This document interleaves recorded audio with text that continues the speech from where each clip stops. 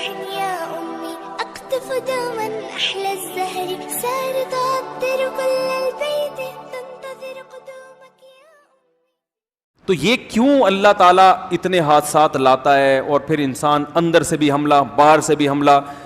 تو یہ اسی لیے کہ بھائی اس دنیا سے دل نہ لگاؤ اور اللہ سے ڈرو، یہ دنیا اس سے زیادہ محبت نہ کرو. تو یہی سورہ ملک میں اللہ نے فرمایا اَأَمِنْتُم مَّن فِي السَّمَاءِ أَن يَخْسِفَ بِكُمُ الْأَرْضَ، بھلا جو ذات آسمانوں میں ہے تمہیں ڈر نہیں لگتا کہ وہ تمہیں زمین میں دھنسا دے. اب جو لبرل لوگ ہوں گے وہ بولیں گے ہمیں تو ڈر نہیں لگتا، کیونکہ اس لیے ہمیں ڈر لگتا کہ ہم نے تو پورا سائنسدانوں سے تحقیقات کروا لی، بھائی اس جگہ کوئی زلزلہ آنے کا چانس تو نہیں ہے. سارے سائنسدانوں نے کہا نہیں بھائی یہ زلزلہ یہاں تو کوئی زلزلے کا چانس نہیں ہے، تو اس لیے ہمیں ڈر نہیں لگتا. لیکن جن کی عبرت کی آنکھیں کھلی ہوں گی انہیں ڈر لگے گا. دو وجہ سے، ایک وجہ تو یہ کہ بھئی بسا اوقات اللہ نے پچھلی بستیوں کو ہلاک کیا جن کی ہلاکت کا دور دور تک کوئی امکان نہیں تھا، لیکن جب اللہ کچھ کرنے پر آتا ہے تو ابراہیم علیہ السلام کو آگ میں بچا کے دکھا دیتا ہے اور بنی اسرائیل کو سمندر سے نکال کے بھی دکھا سکتا ہے اور فرعون کو اسی سمندر میں غرق کر سکتا ہے. اللہ اسباب کا محتاج نہیں ہے. اور دوسری وجہ یہ ہے کہ ان چیزوں میں سائنسدانوں پر مکمل اعتماد ویسے بھی نہیں کیا جا سکتا. ایسی جگہ بھی زلزلہ آ جاتا ہے بعض دفعہ جہاں زلزلہ آنے کا کوئی چانس نہیں ہوتا. اور چلو زلزلہ نہیں آئے گا تو دوسری آفتیں تو آ سکتی ہیں نا. بعض علاقوں میں زلزلے کا چانس ہوتا ہے، باقی تباہیوں کا چانس نہیں ہوتا. لیکن اب دیکھو کراچی میں زلزلے کے چانس اتنا نہیں ہے. کراچی کی جو زمین ہے اس کے بارے میں کہا جاتا ہے کہ زلزلے کا چانس یہاں پر بہت کم ہے بھی تو چھوٹے موٹے زلزلے آتے ہیں، لیکن سمندری طوفان کا یہاں بہت چانس ہے. بالا کوٹ میں سمندری طوفان کا کوئی چانس نہیں ہے مگر زلزلے کے چانسز.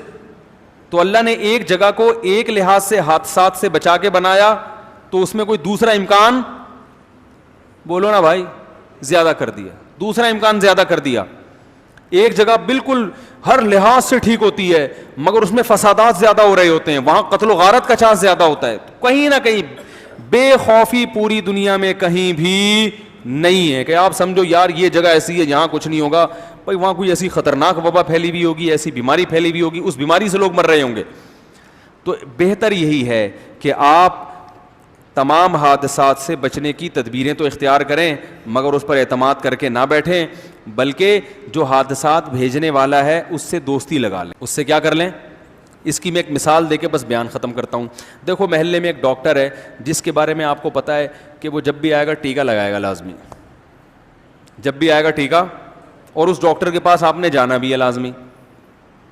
اس کی عادت ہے، بعض ڈاکٹروں کی عادت ہوتی ہے جو بھی کلینک میں آئے نا ٹیکہ پہلے لگاتے ہیں بعد میں پوچھتے ہیں ہاں بتائیے کیا مسئلہ ہے آپ کے ساتھ، ٹھیک ہے نا. جیسے بعض ڈاکٹر آپ نے دیکھے ہوں گے آپ جیسے ہی گئے نسخہ پہلے لکھ دیتے ہیں. میں نے تو دیکھا گئے وہ لے کے بیٹھے ہوا ہوتا ہے، ابھی آپ نے بولنا شروع نہیں کیا بھائی پہلے پورا سن تو لو مجھے بیماری کیا ہے، یا تو پتہ نہیں وہ شکل دیکھ کے اندازہ لگا لیتے ہیں یہ کیا ہے واللہ عالم، تو پھر کیڑے مکوڑے بنا دیتے ہیں اس میں. آج تک کسی ڈاکٹر نے کوئی نسخہ لکھا ہو کبھی سمجھ میں آیا؟ حکیموں کا بھی یہی ہے، پتہ نہیں کیا کیڑے مکوڑے. ایک صاحب نے کہا اصل میں پتہ ہے کیا لکھتے ہیں، یہ میڈیکل اسٹور والے کو لکھتے ہیں میں نے تو لوٹ لیا اب تو بھی لوٹ لے. ایسا نہیں ہوگا لیکن میں ایک مثال دے رہا ہوں کہ کیڑے مکوڑے بنا کے نا اڑ کر کے لکھ دیا بھائی جا بھائی، وہ سمجھ جاتا ہے فوراً، فنگر پرنٹس ہوتے ہیں اس پہ سمجھ جاتا ہے کہ یہ کیا ہے. تو ایک ڈاکٹر کی عادت ہے وہ بیٹھا ہوا ہے، آپ کو پتہ ہے انجیکشن لگائے گا تو آپ، اور وہ ہے بڑا طاقتور اس سے آپ بچ نہیں سکتے، تو بھائی وہ غلط انجیکشن بھی لگاتا ہے اور صحیح بھی لگاتا ہے. تو اس سے بچنے کا ایک ہی طریقہ ہے آپ اس سے دوستی لگا لو، آپ اس سے محبت پیدا کر لو تاکہ اس کے دل میں آپ کی محبت ہو اور وہ آپ کو غلط انجیکشن نہ لگائے. تو قدرت کی طرف سے حادثات تو آئیں گے، بیماریاں تو آئیں گی، ان سے بچنا تو ممکن نہیں ہے. آپ اللہ سے دوستی لگا لیں تاکہ یہ حادثات اللہ کی آپ کے حق میں رحمت بن جائے، عذاب بن کے نہ آئیں. یہ نبی صلی اللہ علیہ وسلم نے ارشاد فرمایا، حضرت عائشہ نے پوچھا یا رسول اللہ یہ طاعون کیا بیماری ہے؟ آپ نے فرمایا کہ اللہ کا عذاب ہے جس قوم پہ چاہے مسلط کر دے، لیکن اسی عذاب کو اللہ بہت سو کے لیے رحمت بنا دیتے ہیں. جو نیک لوگ ہوتے ہیں ان کے لیے یہ عذاب کیا بنتا ہے؟ رحمت. کیوں؟ جب یہ طاعون کی بیماری آتی ہے تو اتنی سخت بیماری ہے، اس سے ان سے اگر کوئی گناہ ہوئے تھے وہ گناہ معاف ہو جاتے ہیں، ان کے درجات بلند ہوتے ہیں، اور وہ اگر اس میں مر گئے تو ان کو شہادت کا مرتبہ ملتا ہے. بعض صحابہ کا طاعون میں انتقال ہوا ہے. تو یہ جو بیماری ہے یہ طاعون کی بیماری ہے، اس سے انسان کو بہت زیادہ نقصان ہوتا ہے. اس سے انسان کو بہت زیادہ نقصان ہوتا ہے. اس سے انسان کو بہت زیادہ نقصان ہوتا ہے. ایک صحابی تھے, طاعون کی بیماری پھیل گئی, لوگوں نے کہا آپ یہاں سے چلے جائیں, آپ بھی کہیں انتقال نہ ہو جائے. انہوں نے کہا نبی نے منع کیا ہے ایسے علاقے سے بھاگنے سے. اگلے دن صبح اٹھیں تو ان کے انگلی میں پھنسی نکلی ہوئی تھی. طاعون میں پہلے ایک دانہ نکلتا ہے, بس یہ اس کی علامت ہے کہ آپ بھی مر جائیں گے, اب آپ کو بھی. تو وہ جب ان کے نکلی تو لوگوں نے کہا ہم نے کہا نہیں تھا آپ چلے جائیں. انہوں نے کہا اللہ کی قسم یہ مجھے سرخ اونٹوں سے زیادہ محبوب ہے یہ دانہ, یہ اللہ کی طرف سے کیا ہے, رحمت ہے. کیوں, نبی کی حدیث ہے بھائی. فرمایا غدن سوف نلقى اصحاب النبی صلی اللہ علیہ وسلم, ان قریب اب اپنے ساتھیوں سے ملاقات ہونے والی, اب جائیں گے اس دنیا سے.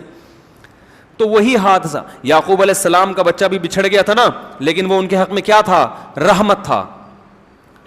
ابراہیم علیہ السلام کی بیماری, ایوب علیہ السلام کی بیماری ان کے حق میں کیا تھی, رحمت تھی. اور ایک بیماری عذاب بن کے آتی ہے جو گنہگاروں پہ ہوتی ہے, جس میں ان کو صبر کی توفیق نہیں ملتی, توبہ کی توفیق نہیں ملتی, اور بدمعاش ہو جاتے ہیں, اور بدمعاش ہو جاتے ہیں. تو اب حادثات سے بچنا تو میرے بھائی ممکن نہیں ہے. کینسر بھی ہو سکتا ہے, شوگر بھی ہو سکتی ہے, ہارٹ اٹیک بھی ہو سکتا ہے, اللہ نہ کرے فالج بھی ہو سکتا ہے, اللہ نہ کرے سمندر میں ڈوب کے بھی مر سکتے ہیں. تو بہتر ہے کہ جو حادثہ دینے والا ہے اس سے دوستی لگا لیں, تاکہ وہ جو انجیکشن آپ کے لگائے وہ آپ کے حادثے کا جو انجیکشن لگے گا وہ آپ کے فائدے کے لیے ہو, آپ کے نقصان کے لیے نہ ہو. اور اللہ سے دوستی کیسے ہوتی ہے, گناہوں کو چھوڑ کر. جس چیز کو اللہ نے کہہ دیا چھوڑ دو اسے چھوڑ دیں, جس کو کہہ دیا کر لو اسے کر لیں. سمجھ میں آیا بھائی؟ تو یہی سورہ ملک کی ان آیتوں کا خلاصہ ہے جو اللہ ہمیں بتا رہے ہیں. تو آخری بات ایک اور بھی اہم بتا دوں, جب بھی کوئی حادثہ دیکھا کرے نا, جو مذہب سے دور آدمی ہے نا, بس وہ اتفاقی واقعہ کہہ کے نکل جاتا ہے, لیکن جن کی عبرت کی آنکھیں کھلی ہوئی ہیں ان کو ہمیشہ ہر حادثے سے عبرت پکڑنی چاہیے. آج یہ اس کے ساتھ ہوا, کل میرے ساتھ بھی, بولو بھائی, ہو سکتا. کسی کو دیکھیں کسی ایکسیڈنٹ میں ٹکڑے ہو گئے اس کے, تو بس اتنا تبصرہ نہ کریں یار غلط ڈرائیونگ ہے, یار غلط ہے, دیکھو ملک کا کوئی قانون نہیں ہے. یہ بھی ٹھیک ہے, یہ بھی کہہ دیا کریں, لیکن ساتھ ساتھ یہ بھی کہہ سکیں یار جہاں قانون کو لوگ فالو کرتے ہیں حادثے تو وہاں بھی ایسے ہوتے ہیں. امریکہ میں تو لوگ قانون کو فالو کرتے ہیں نا, آپ یوٹیوب پہ دیکھو کتنے حادثے ہوتے ہیں امریکہ میں. جاپان میں لوگ قانون کو فالو کرتے ہیں نا, یوٹیوب پہ لکھو جیپنیز کے بھی آپ کو جنازے نظر آئیں گے, ایکسیڈنٹ نظر آئیں گے, سب کچھ ہوگا وہاں بھی. تو عبرت کہ یار کل میرے ساتھ بھی ایسا ہو سکتا ہے, لہذا دنیا دل لگانے کی جگہ نہیں ہے. کسی کو دیکھو کینسر میں مبتلا ہے, اس کا جبڑا گل رہا ہے, تو آپ بولو بھائی اللہ اس کو شفا دے, لیکن یہ میرے ساتھ بھی ہو سکتا ہے. ہم سمجھتے ہیں سامنے والے کے ساتھ ہو رہا ہے نا تو بس اسی کے ساتھ, وہ بھی یہی سمجھا کرتا تھا پہلے, اس کا بھی یہی خیال تھا اپنے بارے میں کہ سب کے ساتھ ہوگا میرے ساتھ